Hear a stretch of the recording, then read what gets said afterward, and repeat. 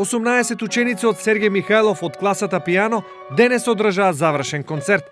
На истиот, овие талентирани млади пијанисти кои на училиштето му донесоа бројни државни и меѓународни награди и пред своите сограѓани покажаа што умеат на пијано. Па ученици се многу заинтересирани, сакаат да учествуваат на вакви концерти, тоа значи на големо искуство да наступуваат пред публиката. Секој настап е еден плюс за секој ученик, го доживува посебно својот настап, се учи на сцената, се учи на таа бина. Годината, ова прво полугодие заврши, бевме на меѓународни надпревар по камерна музика во Кавадарци.